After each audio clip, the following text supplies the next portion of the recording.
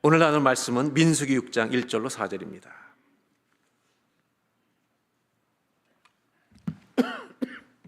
민수기 6장 1절로 4절까지 말씀을 우리가 천천히 같이 봉독하도록 하겠습니다. 여호와께서 모세에게 말씀하여 이르시되 이스라엘 자손에게 전하여 그들에게 이르라. 남자나 여자가 특별한 서원 곧 나실인의 서원을 하고 자기 몸을 구별하여 여호와께 드리려고 하면 포도주와 독주를 멀리하며 포도로 된 초나 독주로 된 초를 마시지 말며 포도즙도 마시지 말며 생포도나 건포도도 먹지 말지니 자기 몸을 구별하는 모든 날 동안에는 포도나무 솟아는 씨나 껍질이라도 먹지 말지며. 아멘. 4절 말씀을 제가 한번 더 읽겠습니다. 자기 몸을 구별하는 모든 날 동안에는 포도나무 솟아는 씨나 껍질이라도 먹지 말지며. 네.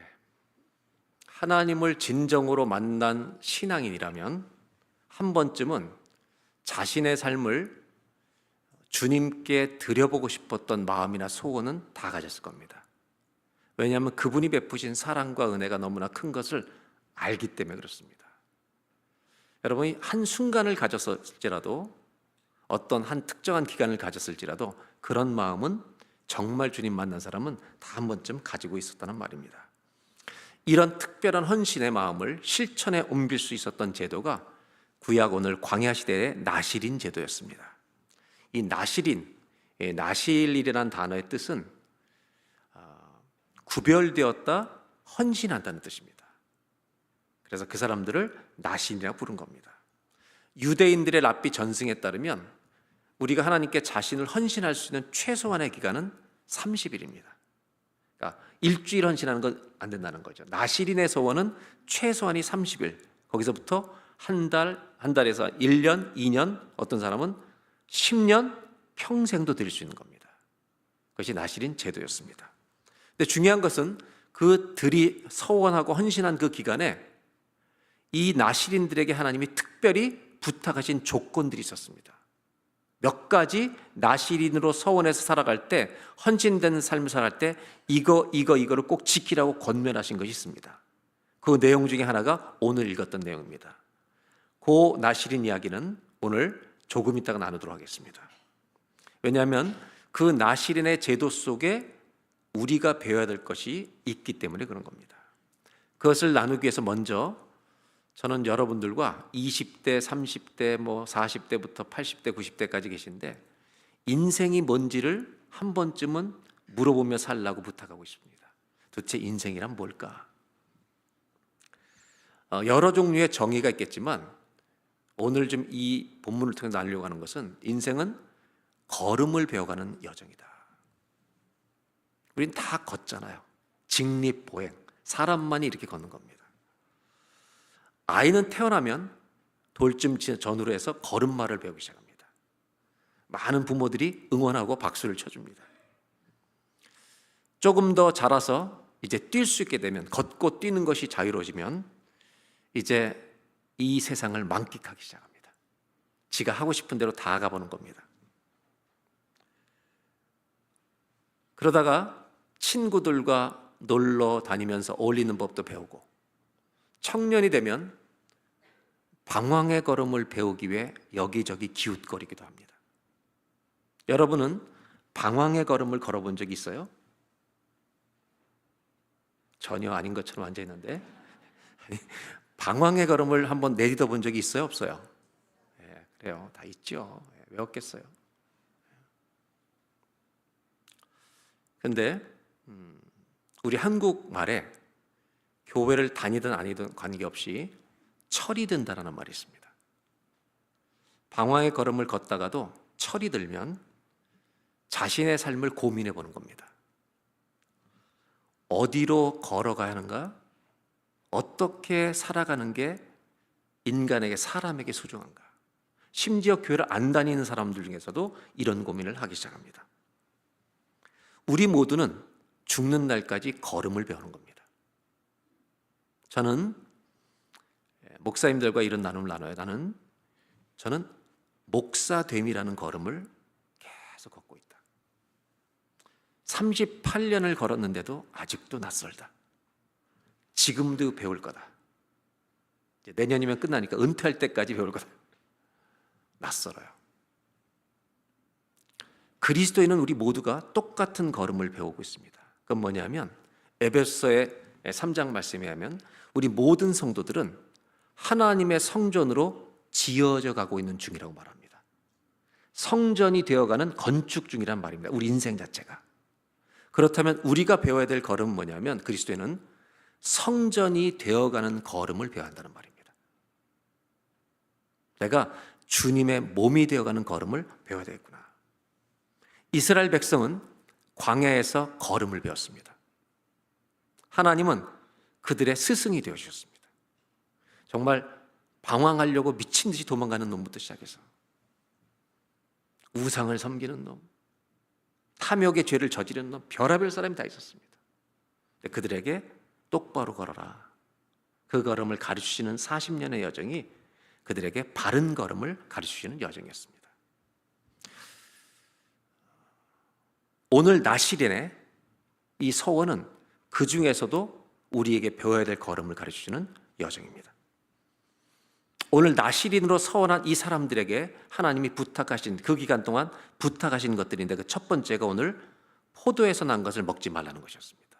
이것이 서원 기간 동안 반드시 지켜야 되는 겁니다. 3절 4절을 다시 한번 봉독하도록 하겠습니다. 3절 한 절은 다 같이 읽겠습니다. 시작.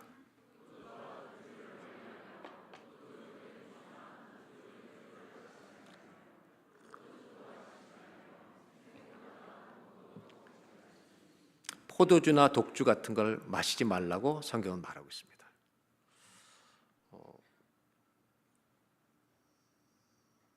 레드 와인을 좋아하는 분들이 많은 걸 제가 아는데 오늘 설교는 듣지 말아야 되겠다.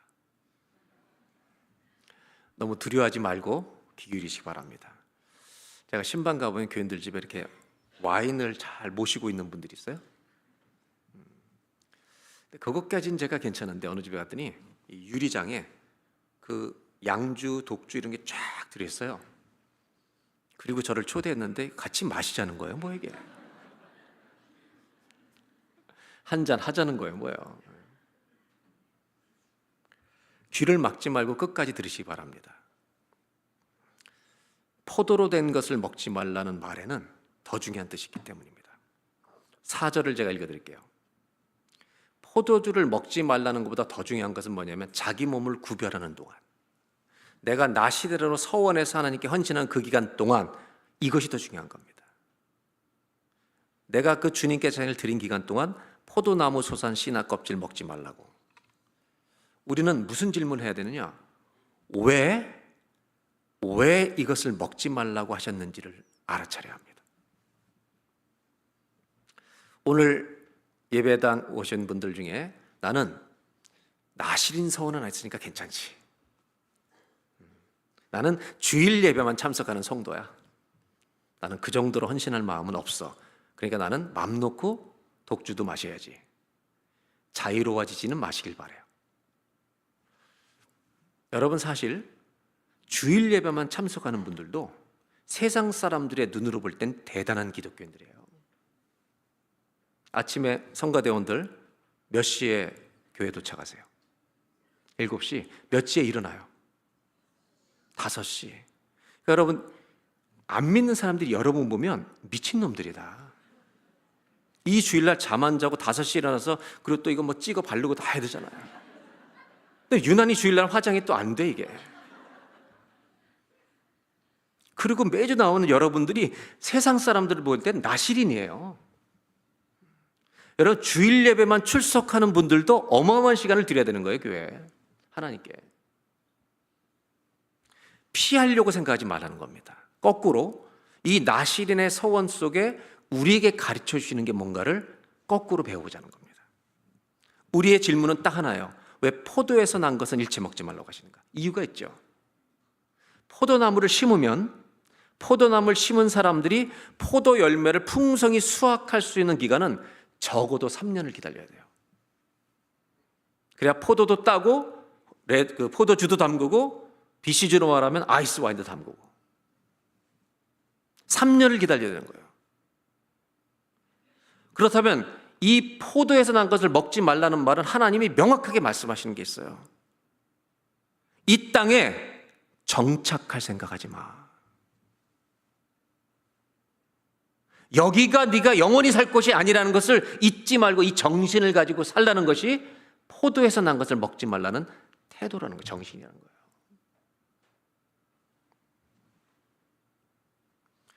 우리의 정체성에 대해서 명확하게 가지고 살라는 겁니다. 어느 곳에 살아도 나는 여기서 평생 60년을 뱅고에 살다 죽어도 괜찮아요. 그런데 정신은 내가 60년을 여기 살다가 인생을 주님 품에 가더라도 여기가 내 집이 아니라 천국이 내가 가야 할 곳이다. 이 정신을 가지고 사는 게 하나님께 자기를 드린 사람이라는 거예요. 순례자와 비슷한 의미를 가진 단어가 유목민이죠. 노마드. 저는 몇 년 전부터 이제 몽골의 고비 사막에 대한 관심을 좀 갖기 시작했어요. 그래서 잠깐 동안 조금 스터디를 해봤어요. 근데 몽골에 사는 사람들은 게르라는 집을 짓고 겨울에 사는 곳과 여름에 사는 곳이 다릅니다. 이사를 해요. 다 철거해서. 이 사람들의 특징이 우리가 볼 땐 되게 귀찮을 것 같은데 이렇게 이동하며 사는 것을 불평하는 사람이 없는 거예요. 인터뷰를 하는데 이 땅에 사는 거 감사하다는 거예요. 저는 저런 사람들 가서 만나서 좀 인사 좀 한번 해보고 싶다는 생각이 들더라고요. 집 없이 떠돌아다니는 게 쉽지 않은 삶입니다. 그러나 한 가지는 잊지 말라는 겁니다. 포도에서 나는 거 먹지 말라는 것은 우리가 영원히 거할 땅은 여기가 아니다. 우리는 순례자다. 우리는 주님을 만나러 걸어가고 있는 그 순례자라는 걸 잊지 말고 나시린 정신으로 살아가라는 거예요. 여러분, 우리가 정착할 곳은 이 땅이 아닙니다. 주님의 나라입니다. 여러분, 여기서 집을 잘 짓고 살고 하는 거 괜찮다니까요. 한 곳에 오래 살아도 괜찮은데 더 중요한 건 여기가 정착할 곳이 아니라 하나님 나라다라는 정신은 반드시 가지고 살라는 거예요. 나시린이 헌신한 이유는 자기 자신을 들여보고 싶은 거잖아요. 이 사람들이 이 땅에서 배워야 될 걸음은 뭐냐? 이 땅에서 잘 정착할 걸음만 가지고 살지 말고 천국을 향해 걸어가는 걸음을 가지고 살아가는 거예요. 그래야 우리가 성전이 되어가는 겁니다. 혹시 우리는 어떻게 하면 이 땅에 잘 살 수 있을까? 이것만 너무 고민하고 사는 인간들이 아닌가? 정말 기가 막히게 잘 정착하는 법을 배우고 있어요. 근데 그게 다가 아니에요. 기독교인은 내가 오늘 천국을 향하는 걸음을 가지고 있는가? 물어봐야 한다는 거예요. 한번 따라해 보실까요? 당신은 천국을 향한 걸음을 가지고 있습니까? 내 삶 속에 오늘도 천국을 향해 걸어가는 걸음인가? 오래 한 집에 살든지 이사를 1년에 한 번씩 막 다니든지 괜찮아요.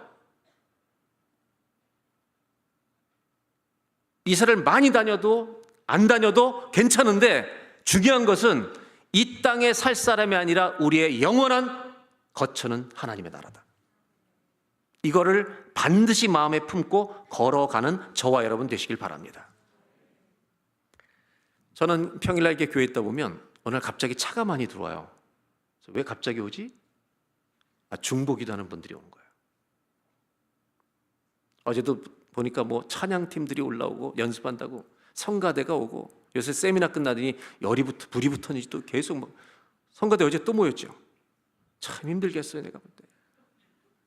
근데 여러분 들어보세요. 찬양팀 연습하러 오지, 중보기도를 하지, 성가대 오지요. 주일날면 주차팀 또 나가서 다 먼저 와서 준비하고 분지 뛰어다니지. 이 걸음이 주님 보실 때 어떤 걸음인 줄 알아요? 노래 연습하러 오는 게 아니에요. 그 걸음이 천국을 향한 걸음이라는 걸 잊지 마세요. 아멘. 그 천국이 있기 때문에 우리가 일을 하는 거예요. 아멘입니까? 여러분, 그 걸음을 갖는 거예요. 주일 예배만 참석하는 분들, 여러분 천국이 있기 때문에 예배하러 오는 거예요.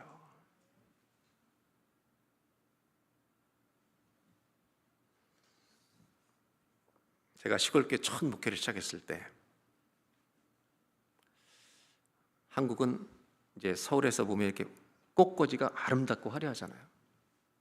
시골교회 꽃꽂이는 아주 간단해요. 강대상도 조그맣고 화병 하나 딱 놓는데, 당번이 여자분들 몇 명이 있어요. 이번 주는 김 집사님, 다음 주는 신 권사, 이렇게 교회를 쭉 오면서 들꽃을 꺾어요. 들꽃을 꺾어서 많이도 아니죠. 여기다 딱 꼽아놓는 거예요. 그게 시골교회 이 꽃꽂이에요. 그래서 제가 이름을 붙였죠. 내추럴 뷰티, 있는 그대로의 아름다움. 그래서 그렇게 예배를 드린 거예요. 주일학교 아이들도 있었어요. 논두렁을 따라 주일 예배로 오죠. 그리고 특별히 성경학교 때는 새벽에도 오고 오전에도 오고 흰구름 뭉게뭉게 찬송 부를 때 3번을 와서 도장받고 여름 성경을 하죠. 여름 성경학교가 그 시골교회 없었다면 저는 결혼도 못했어요. 그 여름 성경학교 봉사를 위해 서울에서 8명의 대학생이 내려왔을 때 그 중에 한 명이 제 아내가 된 거죠. 이게 뭔지 모르는 사람들은 오래된 교인한테 물어보세요. 어떻게. 그런데 저는 이렇게 예배당에서 아이들이 걸어오는 모습을 볼 때 정말 고맙더라고요. 근데 지금 그 까마득한 38년 전의 추억인데, 그 아이들의 걸음이 천국을 향한 걸음이었구나. 주님이 계시기 때문에 그 걸음을 걷는 거예요. 주님은 우리 이런 작은 걸음들을 주님께로 오는 걸음으로 여겨주신다는 거예요. 오늘 여러분 예배당 오신 걸 환영해요. 예배만 드려 온 게 아니라 우리 주님 만나러 가는 것을 믿기 때문에 오늘 여러분의 걸음이 끌려온 걸음이 아니라 천국을 향한 걸음이 되기를 주의 이름으로 축복합니다. 그 성경학교 때 할머니 권사님들이, 지금 생각하면 할머니도 아니에요. 60대시니까. 뭐 제 또래였는데, 다라이에다가, 다라이의 순수한 한국말이 뭔지는 모르겠네요. 다라이를 못 알아듣는 젊은이도 있을까 봐 고민. 이 둥그렇게 생긴 걸 다라이라고 불러요. 전문 용어로. 예. 거기다 복숭아, 자두, 강원도 찰옥수수를 쪄가지고 20여 명 되는 어린아이들 먹이겠다고 갖고 오신다고 내려놓고, 그 권사님들의 걸음이 천국을 향한 걸음인 거예요. 아무런 사심도 없는 걸음, 주님을 사랑하기 때만 봉사하는 걸음. 내가 이거에서 장로 돼야지, 내가 이거에서 인정, 천만의 말씀이죠.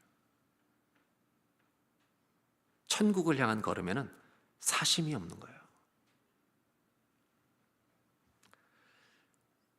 강원도 제가 첫 목회하던 데는 이제 서울보다는 춥잖아요. 교회가 가난하니까 난로가 나무 떼는 난로예요. 근데 이놈이 1시간 전에 피워야만 예배 때 따뜻해져요. 근데 독특하죠? 그 시골교회. 사택 옆에 네 번째 집에 홀로 계신 어머니랑 같이 사는 딸이 있어요. 중학교 3학년. 얘는 수요 예배 때마다 1시간 전에 와서 얘가 늘 불을 펴요. 이름도 제가 안 잊어버리죠. 복자, 최복자. 얘는 뭐 저희 집을 수시로 드나들어요. 그래 드나들어가지고 뭐 툭 치면서, 전사님 사모님한테 좀 잘하라고. 나 있어. 야, 네가 뭔데 이래.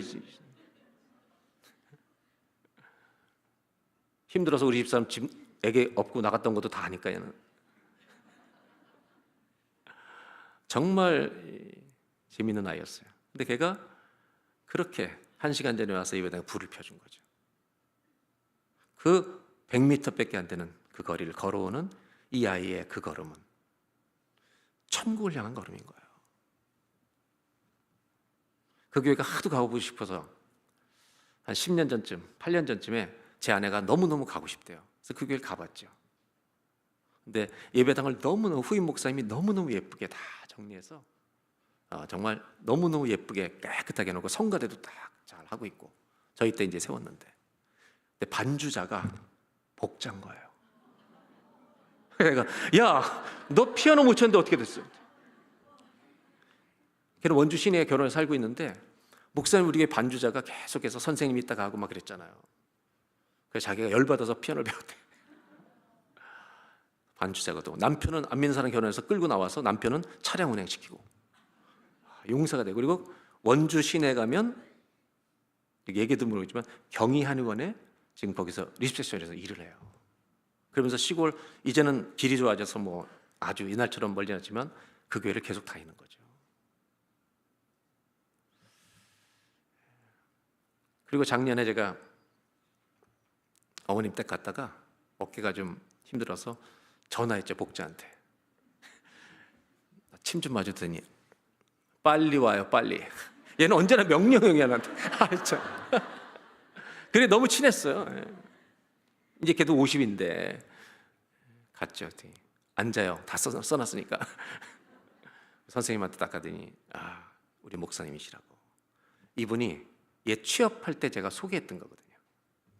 근데 그분이 지금도 하는 거예요. 다 끝나고 나가는데 그냥 가요, 목사님. 아니, 돈 내야지. 제가 냈어요, 그런 거 다. 그냥 가. 야, 반말하지 마. 제가 이제 그 청년 학생이었던 자매가 지금 이제 그렇게 거기 섬기고 있는데 이런 생각이 들었어요. 네가 목사다.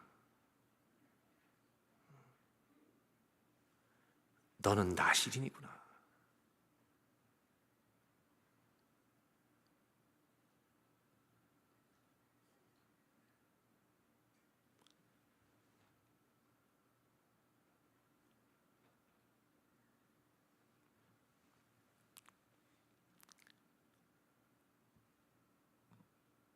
이런 사람이 나시린이죠. 청년 때 왜 큰 교회를 안 다니고 싶었겠어요? 그곳을 지키고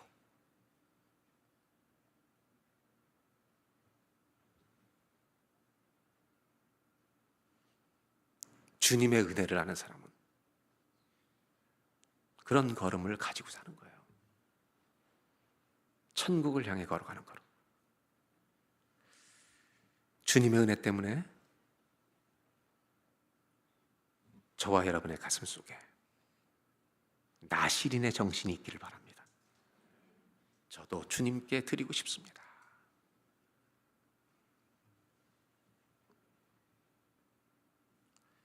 두 번째 지킬 게 있었습니다. 6장 5절입니다. 그 서원을 하고 구별하는 모든 날 동안은, 서원하고 구별하는 모든 날 동안은 다 같이 읽겠습니다. 삭도를 절대로 그의 머리에 대지 말 것이라. 자기 몸을 구별하여 여호와께 드리는 날이 차기까지 그는 거룩한즉 그의 머리털을 길게 자라게 할 것이며.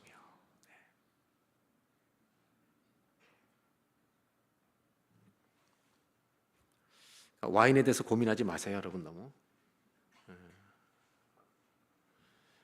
공식적으로 말하면 여러분들이 마구 마실까 봐 걱정되는데, 청년들이 그런 질문 하잖아요. 직장 생활하다 보면 회식할 때 이렇게 와인 한 잔씩 따라주고 그럴 때 제가 그러잖아요. 컵을 덮어놓지 말고 받아. 분위기 망치지 말고. 중독되지 마.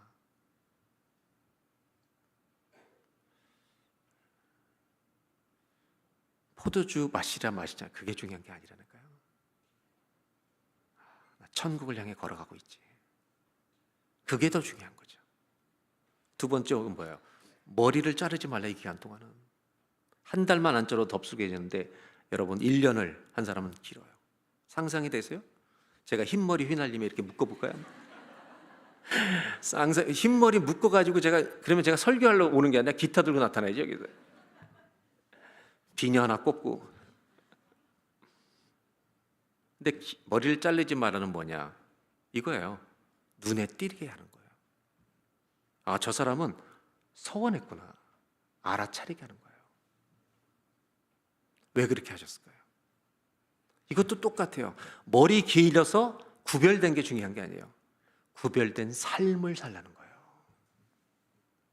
조심하고 살아. 아무 데나 가서 다투지 말고, 아무 데나 가서 왕노릇하지 말고 구별하고 살라는 말은 부담을 갖고 살라는 말이에요. 그런데 신기하잖아요. 구약 시대의 제사장들은 옷을 입었어요. 제사장이 옷을 입어서 제사장이 됐는데 속이 제사장이 아니면 안 된다는 거예요. 속에 주님의 사랑이 없으면 아무리 가운을 입어도 안 된다는 거예요. 그러면 이런 질문 해보죠. 왜 머리를 기르게 하셨을까? 누구든지 알아보게. 그러면 오늘날 우리 기독교인들이 성전이 되어가려면 누구든지 알아보는 길은 옷을 입는 게 아니에요. 성경을 들고 끼고 걸어다니면 교인인 줄 알죠. 그걸로 되는 게 아니라니까. 이거 들고 맨날 싸우면 어떻게 해요? 제 아내가 늘 제가 하는 말이 있어요. 어디 살 때 자꾸 해묻지 말라는 거예요. 사람들한테. 당신은 몰라도 다 목사인 줄 안다고. 어디 가서는 싸우지도 못해. 정말 힘들어 죽겠어. 제 성격. 제 성격이 다 따져야 되는데 왜 이렇게밖에 못해? 서빙을? 아무 말도 못해. 식당 가서 저는 하고 싶어도 제 아내가 뜯어 말리니까. 그게 아니라 여러분, 목사여서가 아니라 제 안에 사랑이 회복돼야 된다는 거예요. 그럼 이건 이런 뜻이죠. 긴 머리가 있으라는 말은 우리한테 이런 뜻이에요. 네 안에 예수의 흔적이 있어? 예수의 사랑이, 그리스도의 사랑이 너를 만진 흔적이 있어? 그러면 내가 옆 사람한테 그렇게 말할 것 같아? 흔적을 가지고 살아야죠.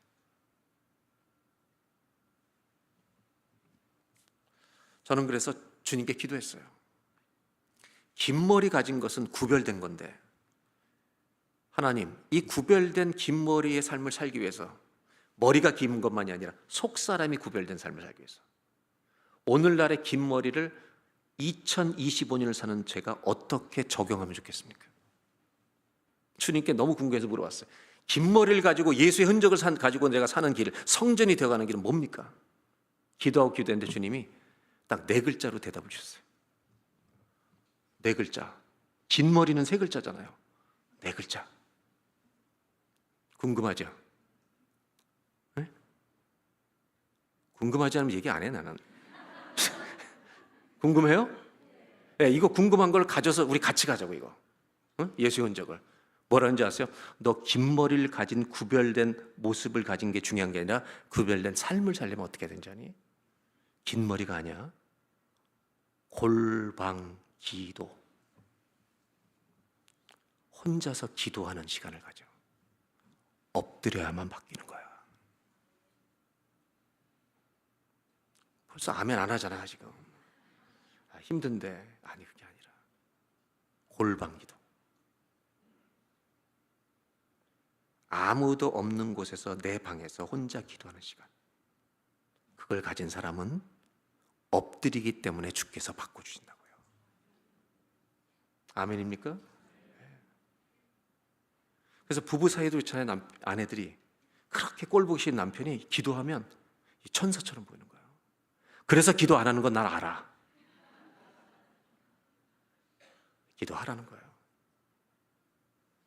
긴 머리 한번 따라 주실까요? 당신은 골방 기도를 위한 걸음을 가지고 있습니까? 이 골방 기도는 영어 단어에 in secret place, closet 이런 단어로 번역되지만 제가 제일 좋아하는 번역은 in your room이에요. 네 방이야, 네 방. 사람은 저절로 변화되지 않아요. 저절로 변화되는 것들은 껍데기예요. 나이가 들면 주름을 안 갖고 싶은데 저절로 생겨요. 근데 속은 엎드려야 바뀌어요. 진정한 나시리는 골방에서 기도하는 사람이에요. 그게 긴 머리예요. 저와 여러분의 삶 속에 골방 기도가 있기를 주의 이름으로 축복합니다. 마지막으로 6절, 7절입니다. 6절 한 절만 먼저 다 같이 읽겠습니다.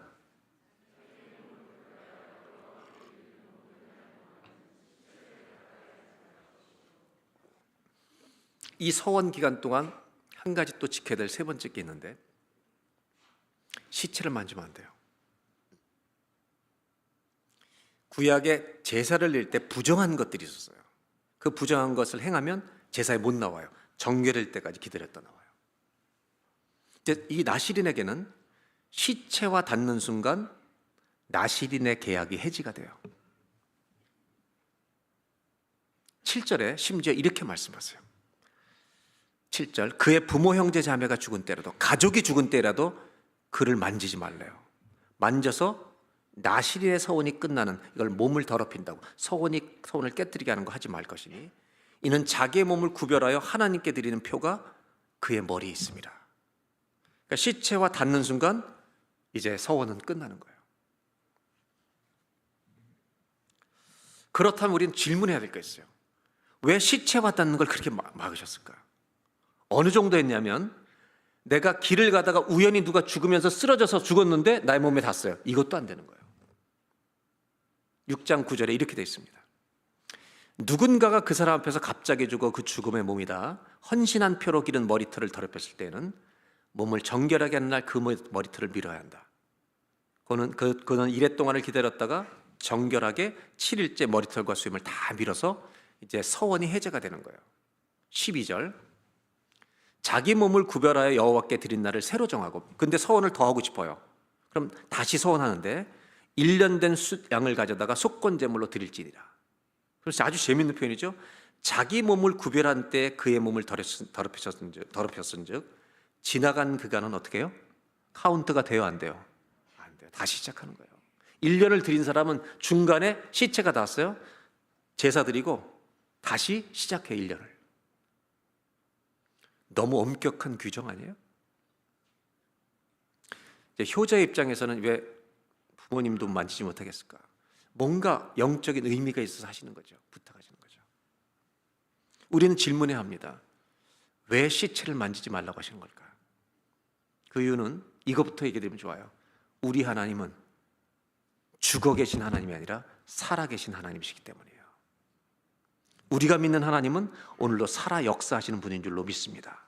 그렇다면 시체를 만지지 말라는 말은 네가 죽은 것과 접촉됨으로 말미암아 네 믿음이 죽은 것처럼 되지 않게 하라는 거예요. 늘 살아있는 믿음이 되게 하라는 거예요. 어떤 어려운 문제를 만났을 때라도 믿음이 죽은 자처럼 행동하지 말라는 거예요. 여러분, 우리의 믿음이 늘 살아있기를 바랍니다. 위험한 상황이 온다 할지라도, 어떤 고난이 왔다 할지라도 죽은 것처럼, 믿음이 죽은 것처럼 반응하지 말고 주여 주님을 붙들고 살아있는 믿음으로 반응하는 것이 나실인이라는 거예요. 여러분 믿음이 살아있게 하시길 바랍니다. 아멘이죠? 네. 하나님에 대해서 내 믿음이 죽어버리면 아무리 서운해도 그게 무슨 의미가 있겠어요? 무슨 일을 만나도 내 믿음이 생생하게 살아있는 사람들하고 이 정신을 지키라고 시체를 만지지 말게 한 거죠. 마치 성경은 시체를 만지지 말라는 것에 초점이 있는 것처럼 보이지만 글자는 그 내용 안에는 하지 말라는 것보다 뭔가를 행하라는 게 훨씬 더 강하다는 거예요. 시체를 만지지 않는 것 자체가 중요한 게 아니라 내 믿음이 살아있기 위해서는 시체를 만지지 않는 것에 머물러 있으면 안 되고 내 믿음이 매일 라이브로 살아있게 만드는 게 더 중요하다는 거예요.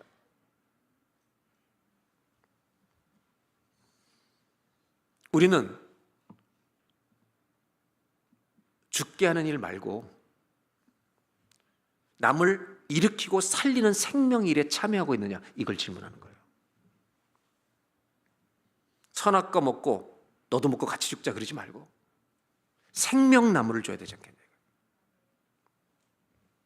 구약의 나병 환자를 만나면, 나병 환자가 되면, 나병 환자가 만지면 부정하게 돼서 제사 갈 때까지 못 나가요. 어느 기간 동안 다 정결하게 된 다음에 검사받아야 제사에 참여합니다. 만지면 전염이 된다고 생각한 거예요.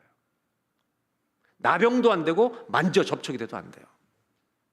근데 예수님이 오시고 전혀 다른 일이 벌어지죠. 예수님은 새로운 걸 가르치시죠. 만지면 부정해지는 거 아는데 우리 주님은 나병 환자를 만지세요, 안 만지세요? 만져요. 예수님 만지면 어떤 일이 벌어지냐? 나병이 전염되는 게 아니라 그의 거룩함이 그를 고쳐버리는 거예요. 이것이 교회 주신 권세인 거예요. 복음의 능력인 거예요. 여러분, 죽어가는 사람들에게 복음을 주면 살아나는 거예요. 영생을 얻는 거예요. 이 일에 참여하고 있느냐는 거예요. 시체를 만지지 말라. 소극적 행동을 통해서 적극적인 행동을 우리에게 요구하시는 거예요. 네 걸음에 쓰러진 사람을 일으키는 생명의 걸음이 있냐? 우리 주변에 어려움 당하고 있는 사람이 얼마나 많아요. 시체를 만지지 말라는 여기에 빠지지 말고 어렵고 힘든 사람을 걸어서 가보라고. 나 아무것도 줄 것 없지만 기도할게. 옆 사람하고 인사하겠습니다. 저에게 잘 좀 해주시기 바랍니다. 좀 걸어와 달라고. 여러분, 걸어와 달라고 말하기 전에 걸어가시길 바랍니다. 기독교는 금욕만이 아닙니다. 부활의 복음을 전하는 공동체입니다. 이 땅에서 열심히 사십시오. 성실하게 살아가십시오. 이게 그리스도의 삶입니다. 근데 성실한 것 가지고 끝나는 게 아닙니다. 사람을 살리는 데 참여해야 합니다. 여러분 주변에 힘들고 어려운 사람을 걸어서 가보시라고요. 1981년도에 미국에 특별한 사람이 대통령이 돼요. 이 사람이 대통령 출마할 때 반대당에서 얼마나 공격했는지 몰라요. 영화배우 출신이에요. 이 사람. 기억나세요? 레이건. 그래서 배우가 무슨 대통령을 막 난리를 쳤어요. 근데 레이건이 대통령 되고 미국을 가장 자랑스러운 나라로 만드는 한 시대와 대통령이 잠깐은 됐었는데, 이분이 1981년도 1월 달에 취임을 하고 2달 만에 3월 달에 한 그 회의에서 연설을 하게 됩니다.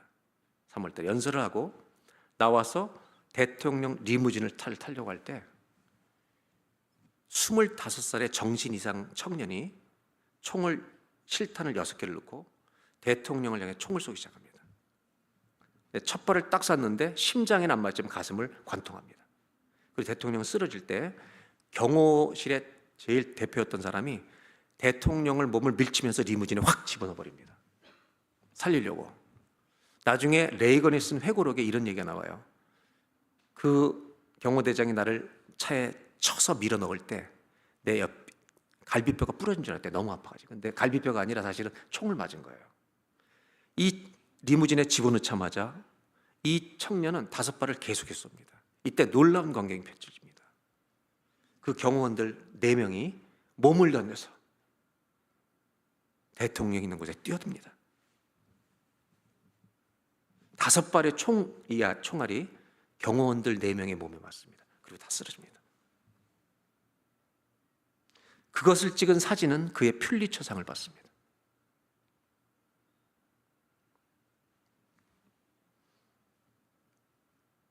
이 경호원들이 자기 몸을 던지지 않았다면 대통령은 죽었을 겁니다. 그들의 걸음은 한 나라의 대통령을 살린 것이 아니라 미국을 살린 겁니다. 미국의 자존심을 지키는 겁니다.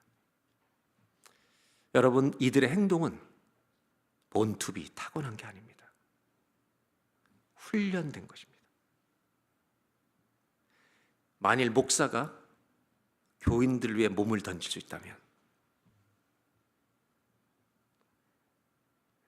교회 리더들이 목회자를 위해서 몸을 던질 수 있다면 그게 천국이 아니겠습니까? 우리는 하나님 말씀의 경호원들입니다.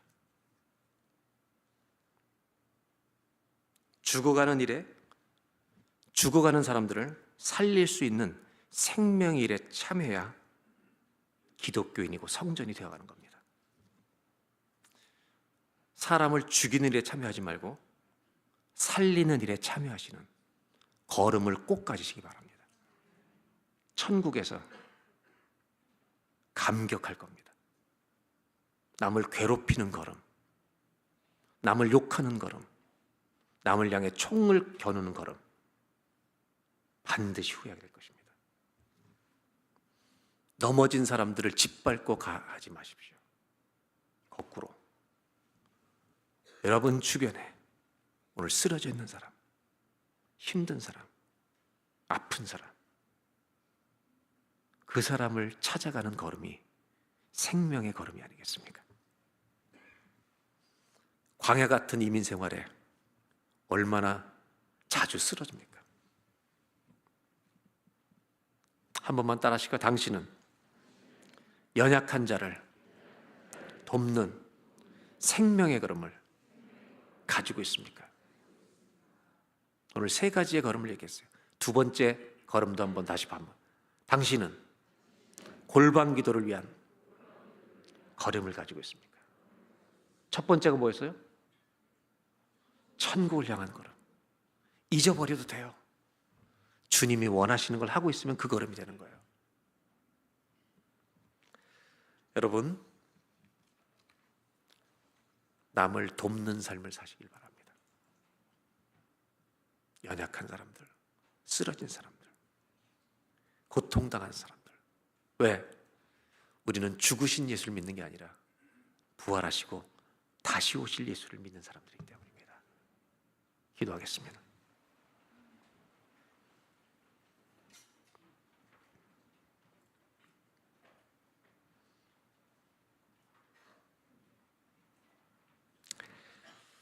신앙이 나태해졌던 분들이 있습니까?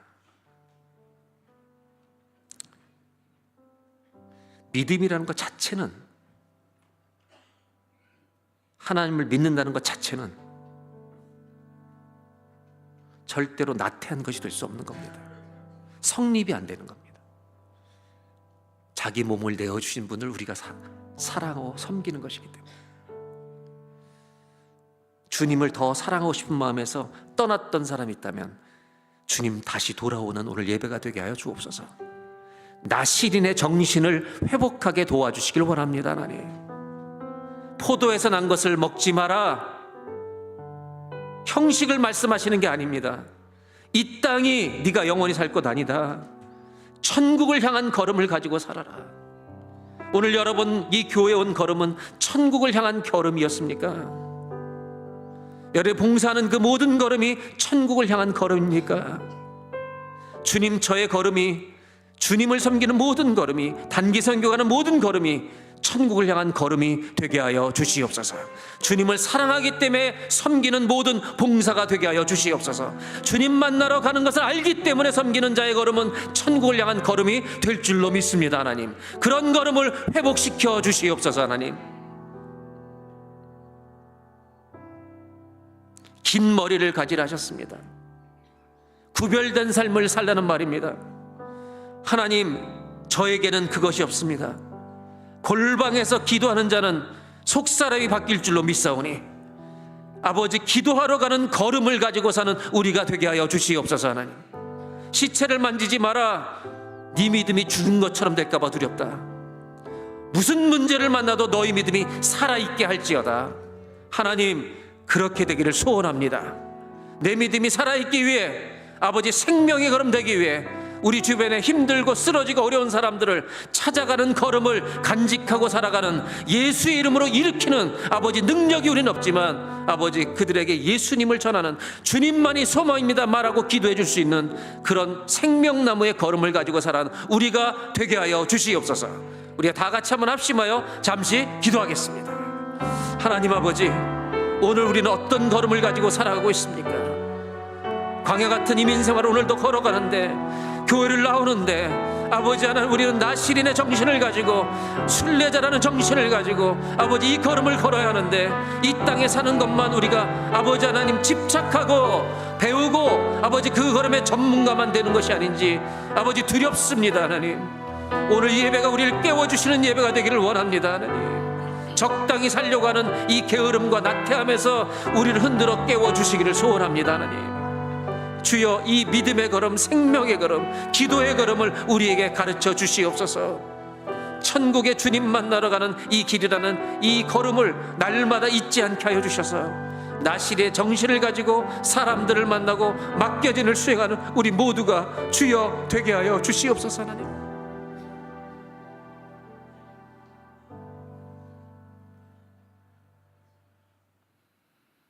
하나님, 순수했던 걸음이 비참하고 형식적인 걸음으로 바뀔 수가 있습니다. 주여 도와주십시오. 끝까지 예수님의 흔적을 가지고 걸어갈 수 있도록, 영으로 시작했다가 육으로 마치지 않도록 주여 깨워주십시오. 예배가 그런 생명의 예배가 되게 하여 주십시오. 하나님, 골방으로 가는 걸음을 가지게 하시고 천국을 향해 걸어가는 걸음을 가지게 해주시고, 주여 쓰러진 자를 일으켜 주기 위해 시체를 안 만지는 것만이 아니라 죽어가는 자를 살리기 위해 우린 능력 없지만 예수님의 능력이시게 아버지 소망을 죽게 둘 수 있도록 걸어가는 사랑의 걸음 가지게 하여 주시옵소서. 우리 위해 죽으시고 부활하시고 승천하시고 다시 오실 오직 한 분, 우리 구주, 우리의 전부 되신 예수 그리스도의 이름으로 기도합니다.